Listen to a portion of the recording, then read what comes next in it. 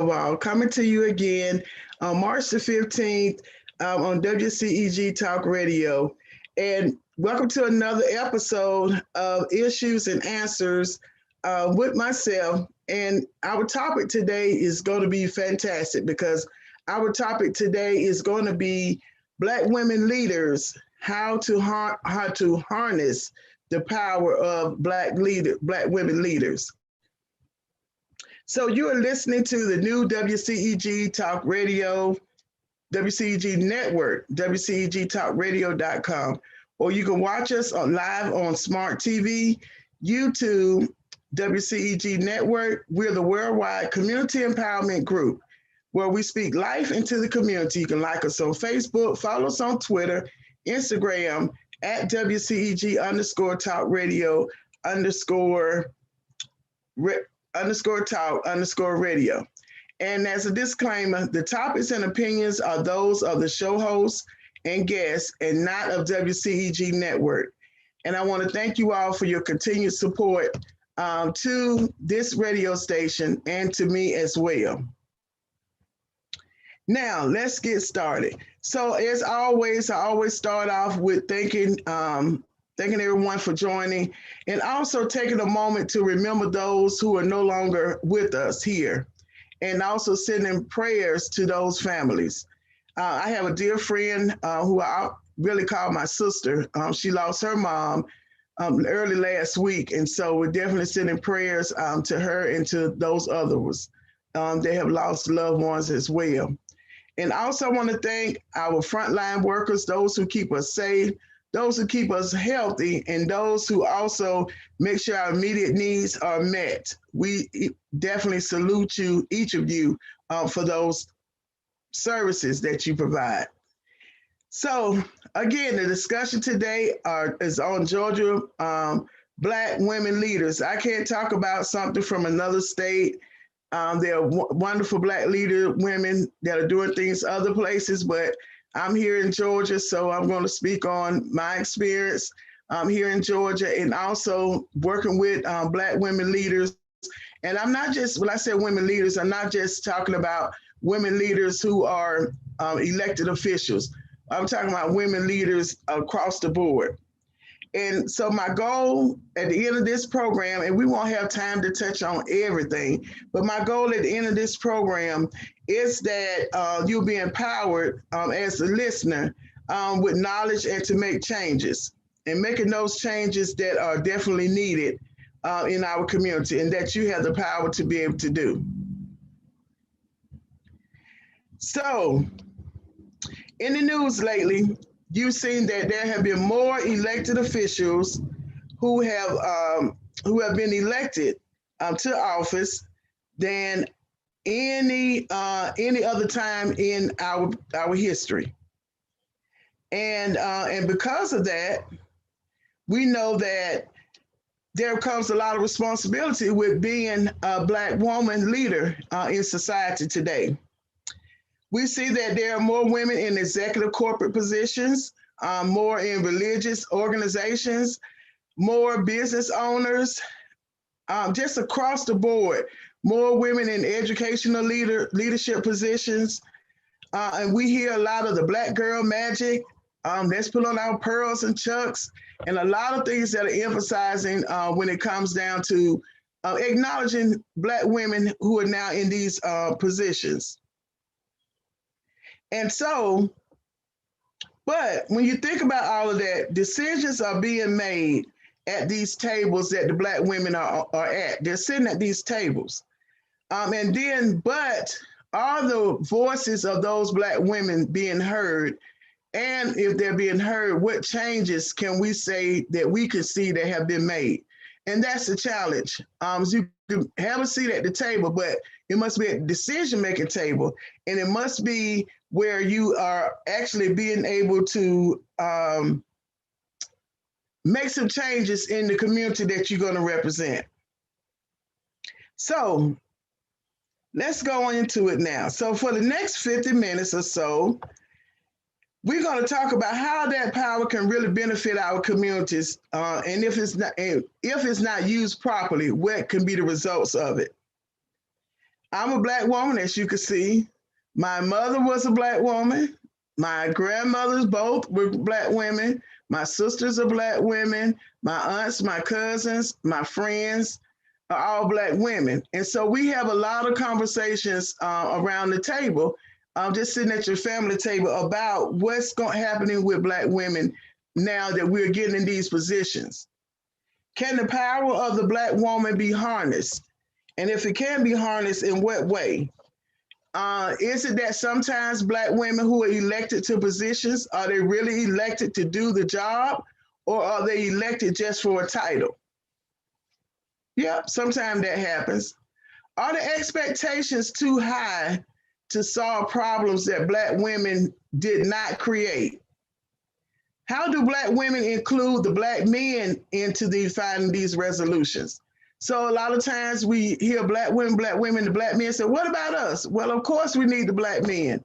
My dad is a Black man. I have a Black son. So we can't leave them out of the equation when we're talking about changes that have to happen to our community. And then the other part, some of you all might get a little upset with this next statement, but it's okay. At what point should white women be included into the cause and the conversation? You know, I was talking to my daughter, Christy, and I asked her what does she think about Black women leaders. She said, oh, Mama, it's good, but Black women must learn to balance between issues that are race-related and those that are not race-related.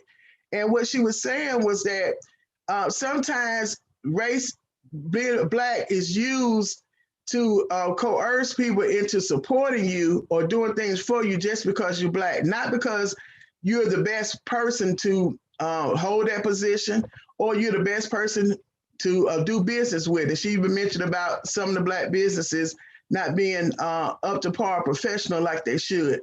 And then we even talked about, of course, elections and how sometimes elected officials and organizations use the term, well, we need to elect Black people as a way to coerce voters to vote for people because they're Black.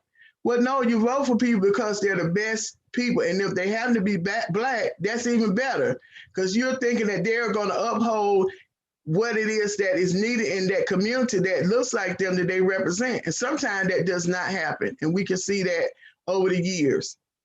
So even when you're looking at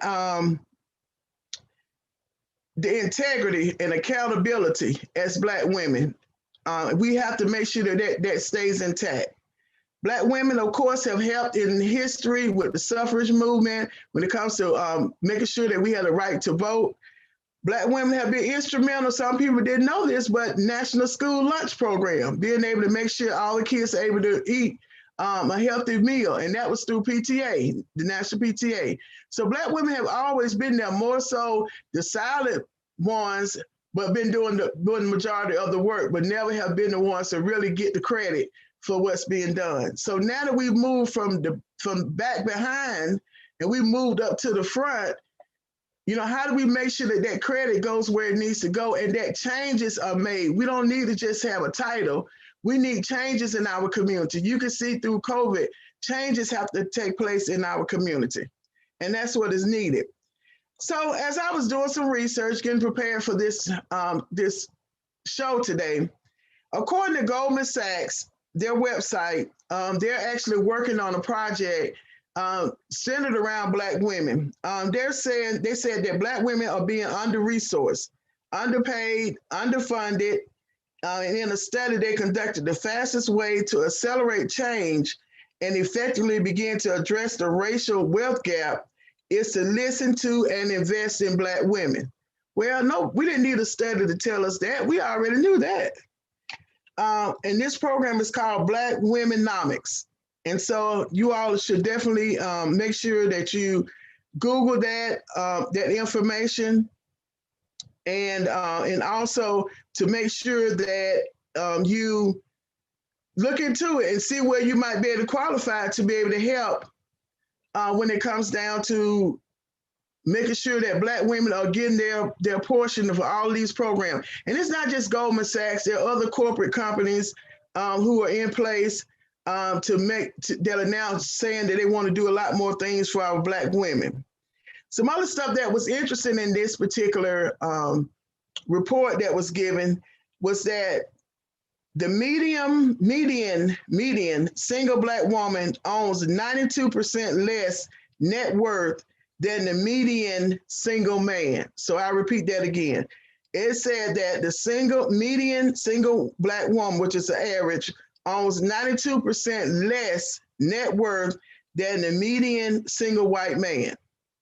It went on to say over the last 20 years, the wage gap between Black women and white women has increased from 10% to 15%.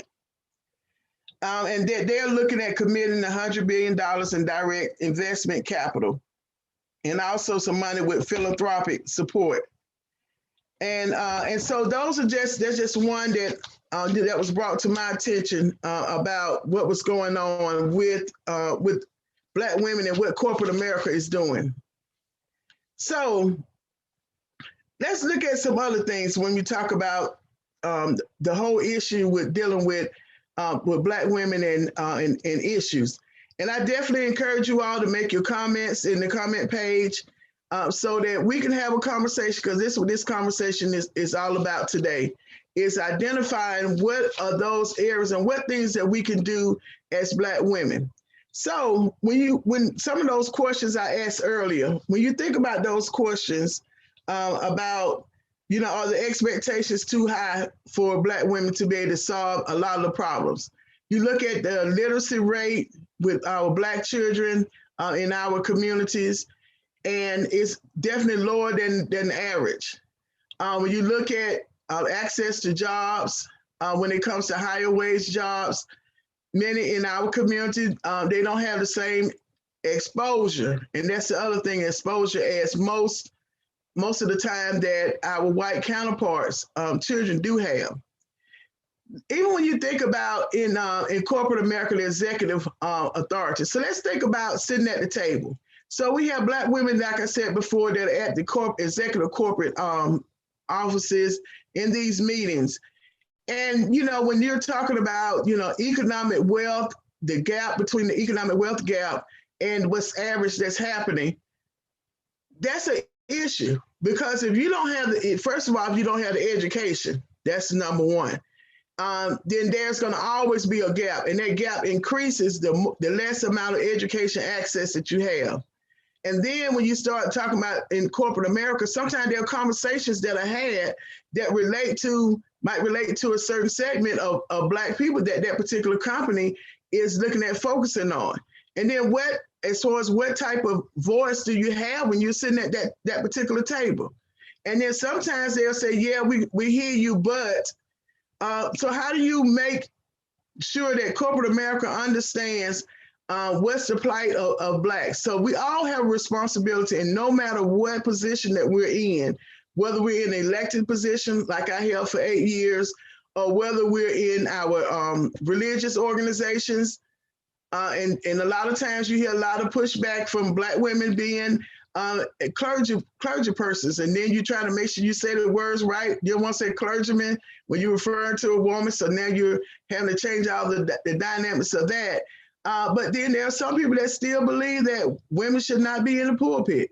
Women should only take care of their household. And then there becomes a balance between your family, your career, and then your own personal life when it comes to Black women. So all these is power when we talk about how do you harness that power? How do you find that balance? And what is the commitment that we're supposed to make as Black women? What is the expectation for what commitment that Black women should be making when it comes down to our community that we're servicing?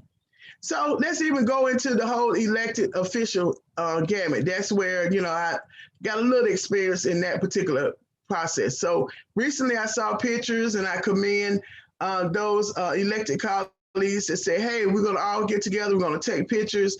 And that was good. When you see all those Black women dressed in Black, standing there in those powerful positions they're in, judges, county commissioners, school board, state elected officials. You even have people in Congress that are Black women on the federal level, the state level, local. You have city council, you have mayors.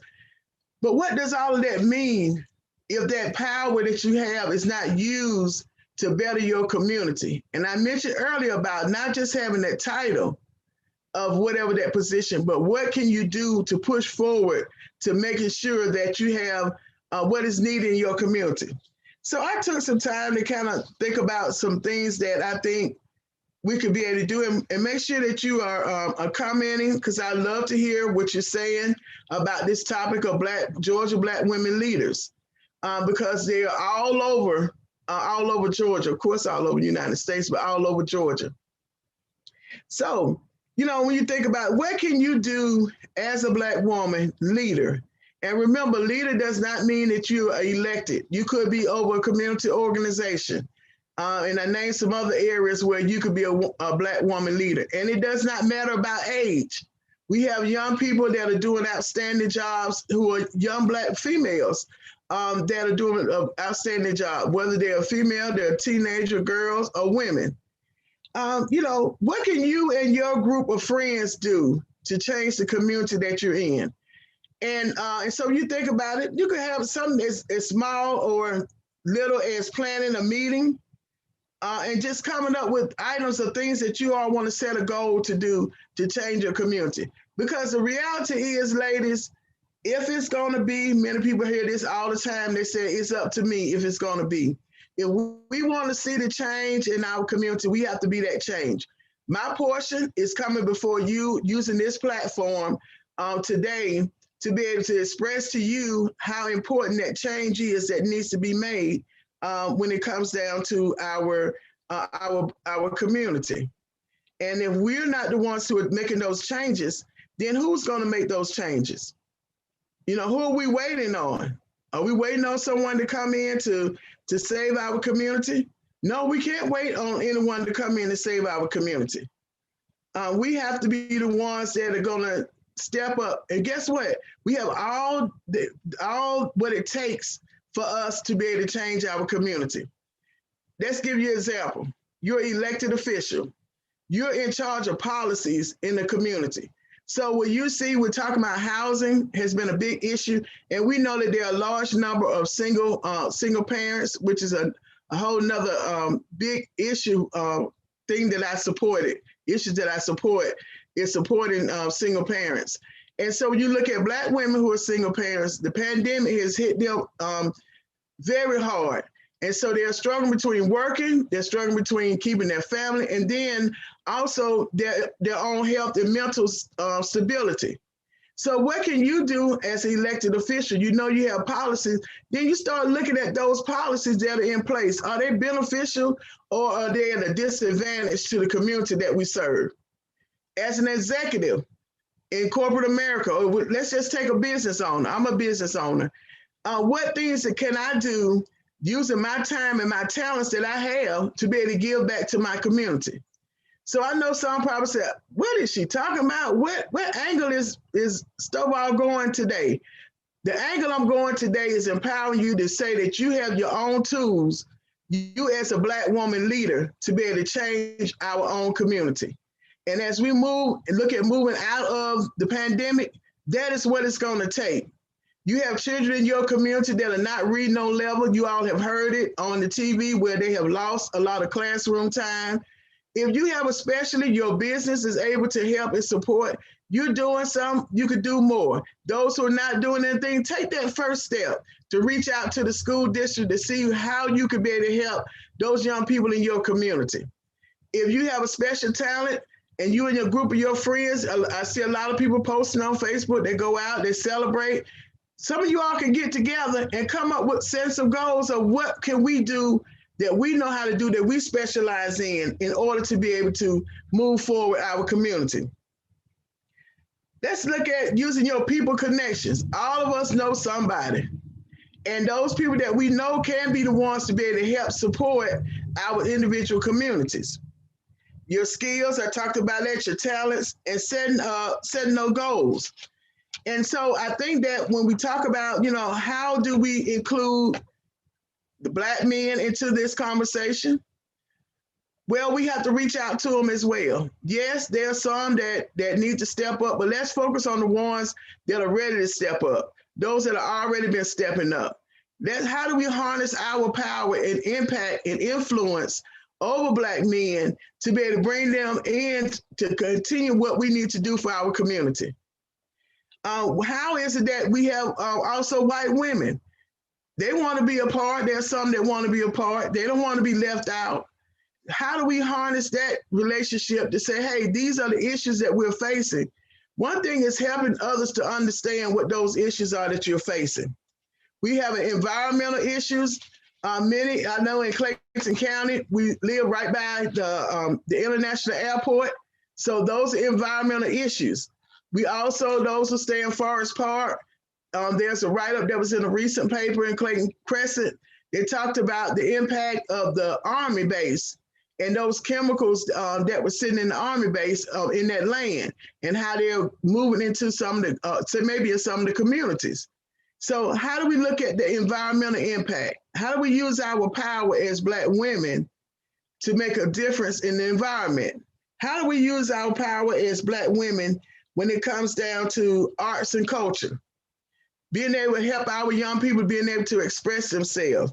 How do we use our power and harness our power as Black women when it comes to health and wellness?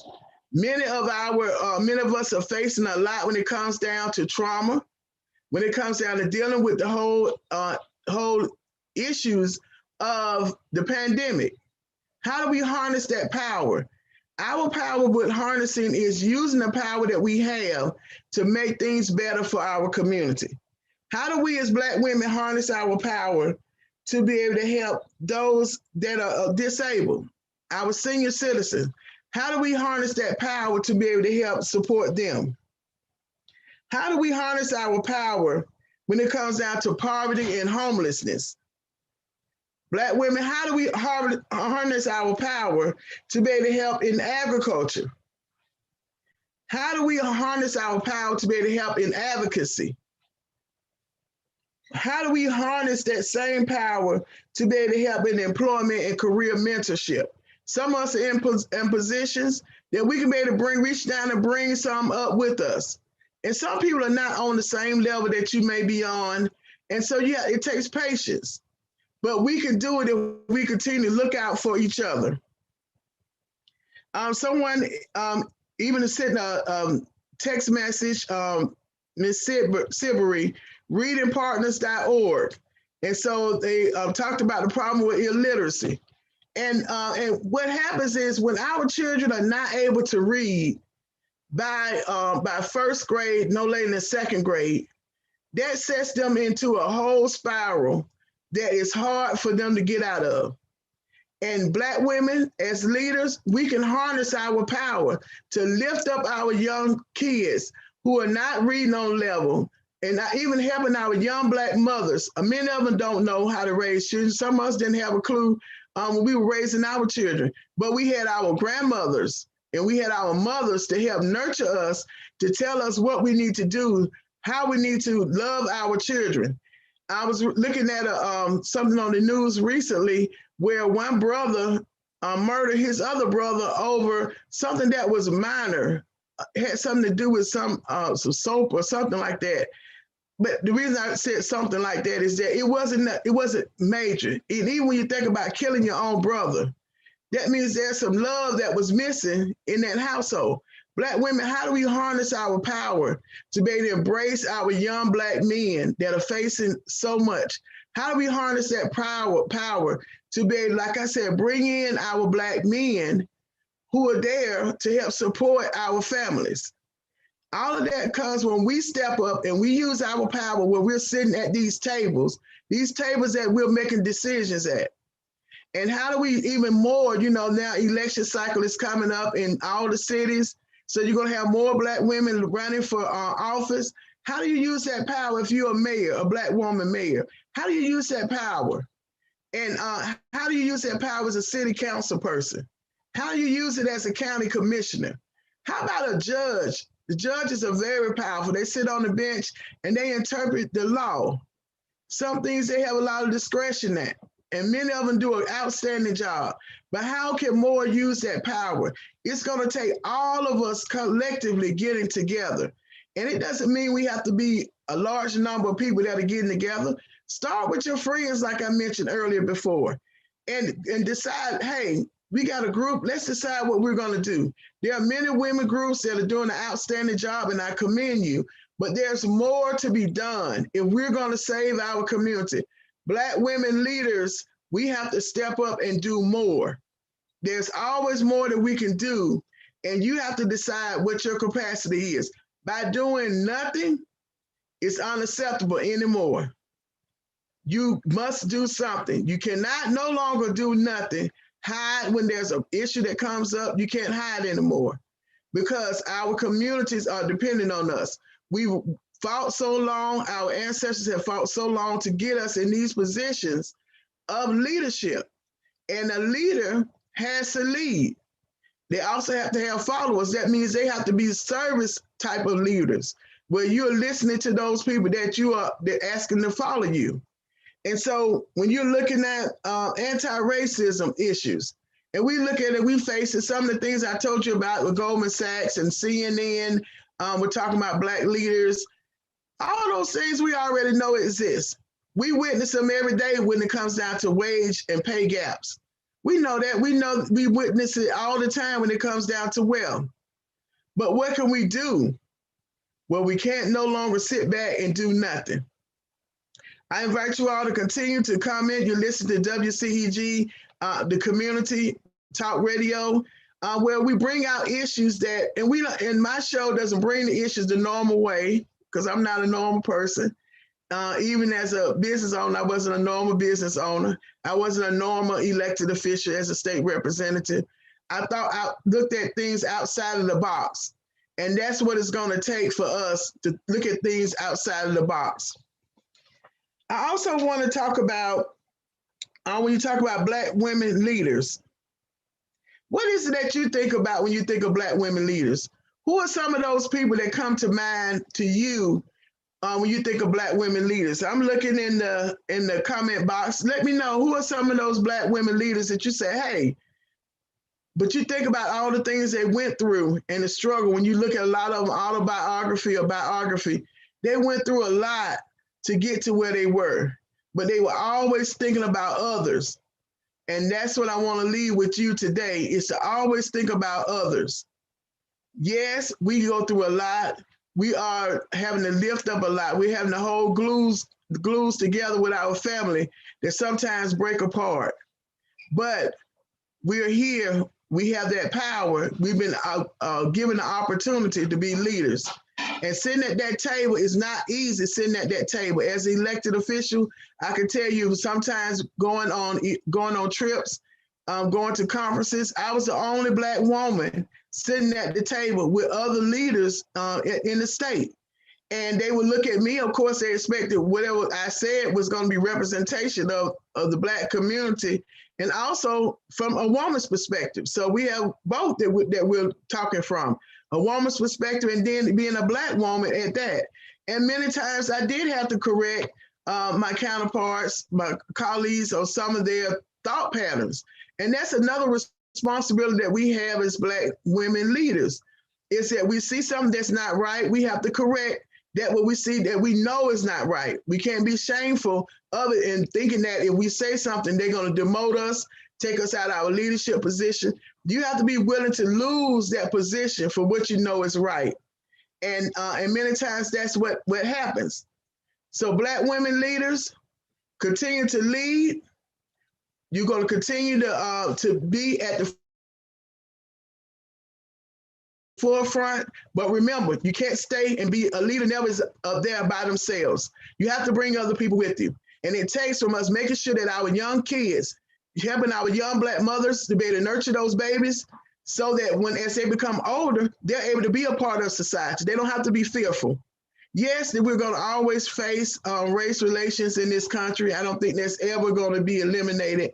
But how we deal with it by harnessing the power that we have is what's going to make it a difference for future generations on how they actually move through this whole process of racism.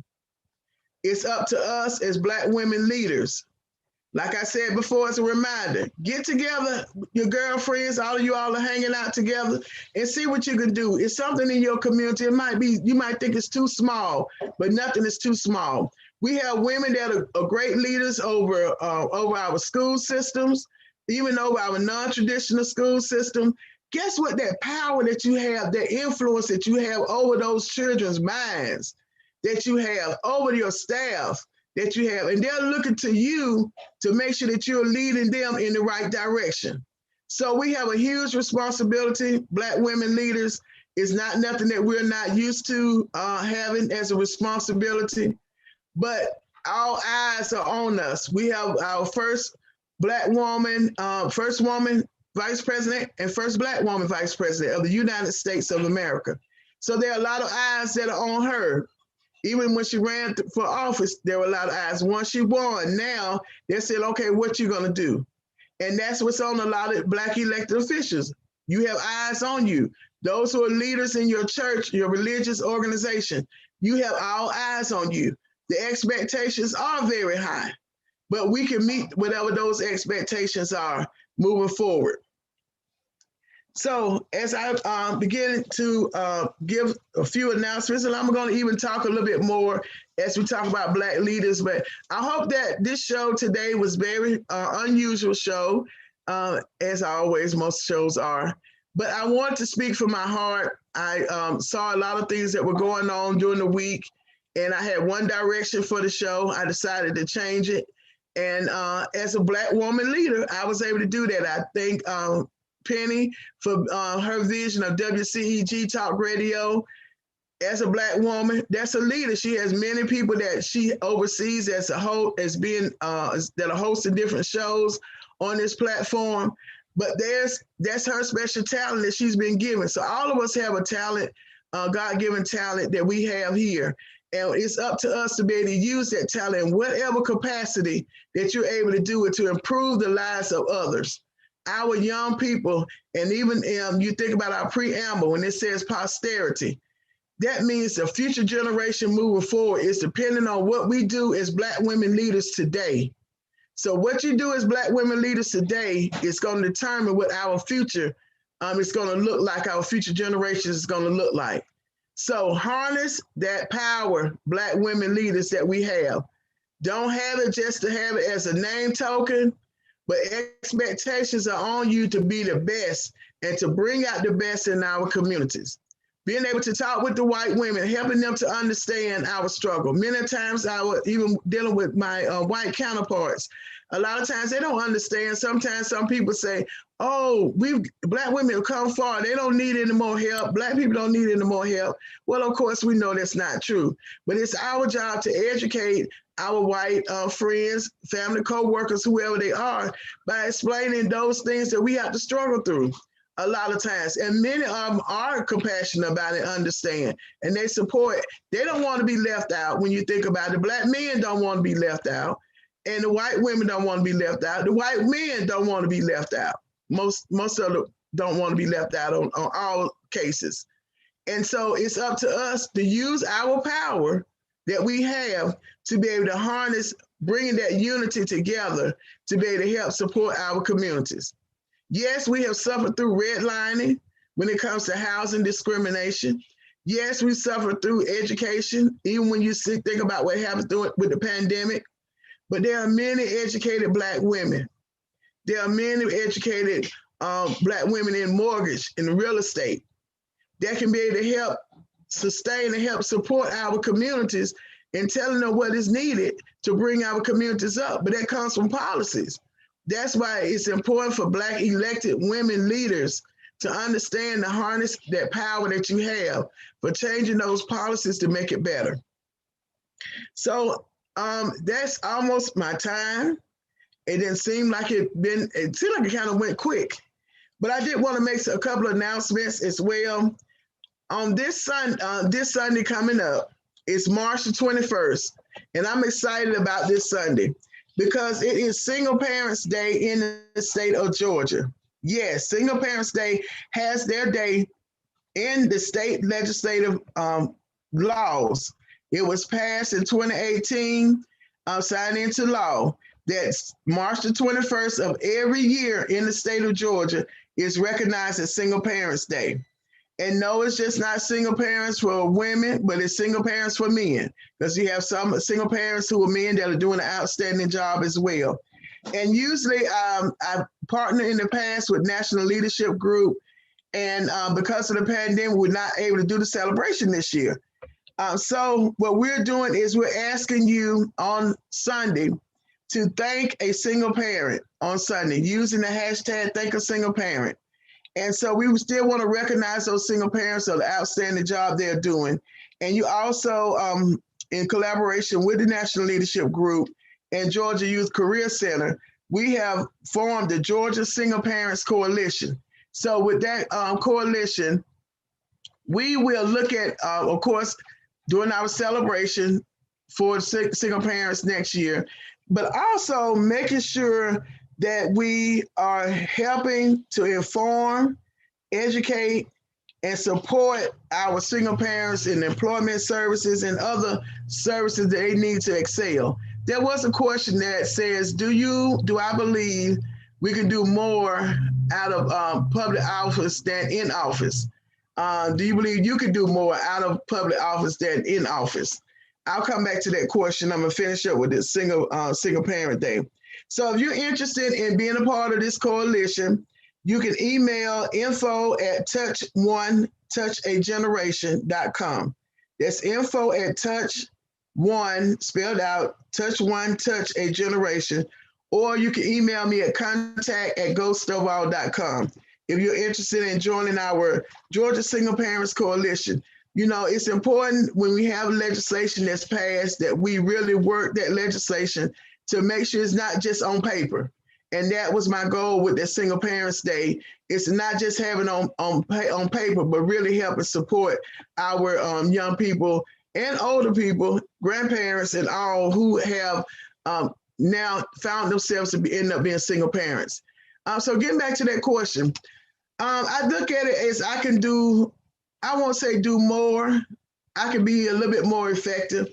One of the things I've learned and I'm appreciative of is being an elected official for 8 years.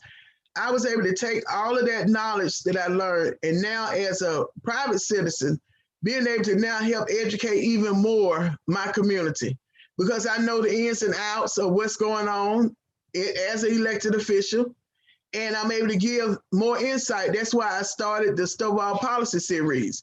Because I want to take the information I've learned and share it. I can't take it with me. Me keeping it in my head is not doing anyone any good. So I think that being in office, if I decide to run again, somebody even asked that, if I decide to run again, I have not decided, but if I do, I know I'll be able to be even more effective, because I'll be able to take those 8 years, is 1 year, or 2 years, or 3 years of not being elected and being in the private sector again, to put back into being able to service people. So even though you're not elected, when I say Black women leaders, and that was the subject of the talk today, it does not mean that you have to be elected in order for you to be effective and being able to get things done.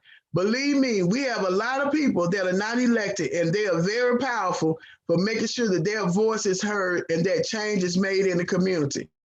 And a lot of times not being elected frees you to be able to say a whole lot more than when you're elected. You have to be a little reserved, even though most people thought I wasn't reserved, but I was reserved with a lot of things that I did not share because of my elected position. So both ways, being elected and not being elected, you can still use your voice and use your talent to be able to impact your community that you live in. And that's what I encourage you all to do. But if I do decide that I want to run for office again, I would definitely let you all know if and when I decide to do that. The next event is coming up on Saturday, March the 27th. It is the first annual, annual Yoruba Virtual Culture Celebration. And some people might say, what is Yoruba? Yeah, it took me a while as well. So the Yoruba tribe is one of the oldest African tribes in Africa. And they are originated in West Nigeria, and some of this in about 7 states in Western Nigeria. And they are very large. They spread across the continents, all the continents in many other countries. and some that you probably wouldn't even think of that I have learned as well. And so we're doing a virtual celebration, of course, because of COVID. We could not do it in person.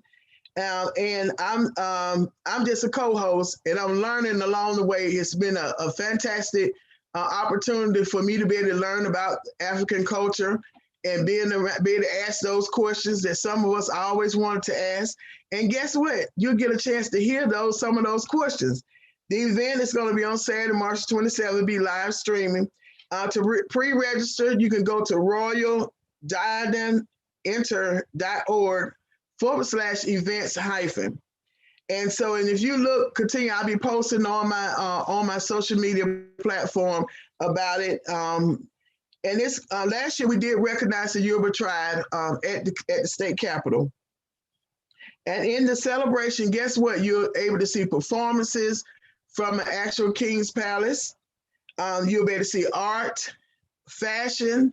You'll be able to hear about the history of the Yoruba tribe, and also be presentations of the resolution from our very own Georgia House Representative Chairwoman Rhonda Burnell, and from Senator Donzella James, who will be able to do a resolution on the Senate side. There also, my favorite part of it, everything is my favorite, but my really, really favorite part is a discussion on the misconceptions between Africans in the diaspora, and diaspora, those Africans that are now here in other places besides Africa, but mostly like in the United States, and African Americans. So there's always misconceptions that we've had over the years and continuously about Africans and African Americans. And why isn't there more unity between the two that have the same race, same color, but there's so many differences that we face. So we're going to have a roundtable discussion during that virtual event. I'll be one facilitating, but we'll have as speakers a guest, Dr. Babs, someone from one of the Yoruba organizations called Impasse, Reverend Dr. Paul Q. Fortson of the Paradise Community Development Center, and also our very own Representative Sandra G. Scott. So those will be the people rounding off our roundtable discussion that we will have. So it's going to be educational, you all. It's going to be fun. And so we're going to see, you'll hear more announcements about it, but it's the first annual Yoruba Culture Day virtual celebration where you're actually able to be engulfed into the African culture with a twist of African American as well into that whole culture, because we planned it together. The African and the African American planned this event together. Next is the Stovall Policy Series. So as many of you all know, I have four workshops. They were power-packed with full of information about policies, how they affect you. If you're a candidate, you want to run for office, how you determine about bills, who are those powers behind that influence how laws are going to be changed. Like you looked at the whole voting rights issues that were going on across the whole United States, but more specifically in Georgia. Who are those people that are behind the scenes that are pushing those different issues? And why do some bills pass and some don't? All those things we talked about. We talked about how to look up your elected officials, how to get informed, how to reach out, how to communicate with them. So I had so much fun that I said, I want to do the series again, but this time I'm going to focus on middle and high school students. And so it won't be a charge for them. And it's called the Stovall Youth Series on how bills become laws. And I think it's important for our young people to understand, when you're protesting, that's good, but there's something else that goes along with that protest. And there's a reason why you're protesting, because that means there's a law that's not been effective in what it's supposed to do. And so you're protesting against that law. But if you don't have the lawmakers there and you don't understand the process of how those bills become laws or how they do not become law, then you're still at a disadvantage and you're not empowering yourself. So I believe in using our young people to empower them at an early age so that they can be better citizens here and be able to be more productive citizens in our society. So they're going to be held on 3 Tuesdays. March the 30th is going to be the first, April the 6th, April the 13th, and they need to attend all 3 because we will be laying layers on top of layers And by the time they end these particular workshops, they're going to understand how you draft the bill, how does it go through the committee, who signs on the bill, and then what happens through that whole process of the House, the Senate, and then when it gets to the governor's desk. And then we also going to explore a local government to see how their policies are put in place on the local level. So we'll look state and local, and what happens on the state is similar on the federal. So they're going to be very empowered. So to register, go to my website, GAYouthCareerCenter.com, GAYouthCareerCenter.com, or you can Google Georgia Youth Career Center, and you're going to pre-register on the policy series, but I'll also be posting on social media. So if you have a young person that's interested in law, who's interested in being a judge or want to run for office, who knows, who might already be doing something in student government, or just interested and don't like what has happened with the whole protest movement or how things have happened, this is the class that they need, the workshop that they should be taking. And it's interactive, and they will have homework that they have to do. And they will also know who their elected officials are when they finish this workshop and how to contact them. So my colleagues, former colleagues out there, get ready, because all those students that are going through this workshop, and it's a limited space on the classes, because I want to make sure they get what they need. April the 5th will be my next show that'll be coming up, and who knows what that topic will be, so you have to stay tuned to see what that topic is. I did want to mention some of the comments that I've seen that have come in. Verna said that she feels that women, black and white, should be acknowledged for the things that they are doing. This is a morale booster. To the men who are included, your presence is welcome. Let's do it together. Thank you, Verna, for those comments. And so I appreciate you all listening in on today. And usually what happens is we end up not almost going overtime with what we're doing. But I think we're going to be within good timing today. It's about 4:47. And I think that almost rounds up my talk for today. So as a recap, Black women leaders, harness your power. Harness your power for the power that you have in whatever position that you're in, wherever you find yourself in, making sure that you're harnessing that power to make it better for your community. You were put in those positions for a reason, not for show, but for being able to have an impact on your community. And if it's going to be, it's up to you. If it's going to be, it's up to me. I brought this platform before you today to be able to talk about it and give the opportunity to just hear what are those opportunities out here. I want you all to Google Black women leaders. Also, since we are in history, Women's History Month, which is really 365 days a year, but sometimes we have a designated time, but we celebrate women all year long. And women, you have that power that you have to harness to make sure that you're being effective in that position that you're in as a leader. You're there, people are watching. Our young people are depending on you to be able to harness that power. So thank you all so very much for joining us at WCEG Talk Radio. It is our worldwide community empowerment group where we speak life into the community.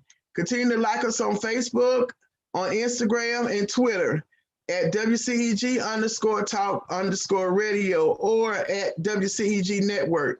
And remember, all of those opinions that you heard today are not of WCEG, but of Valencia, Stovall, and others that have talked to me about those particular opinions. And there are other great shows on the WCEG network. Most of them I have been guests on their shows. So definitely tune in and stay abreast of what's going on. And the only way we can make change is by actually putting into motion, doing something. So I challenge you, Black women, harness your power. Thank you so very much, and have a good rest of your evening.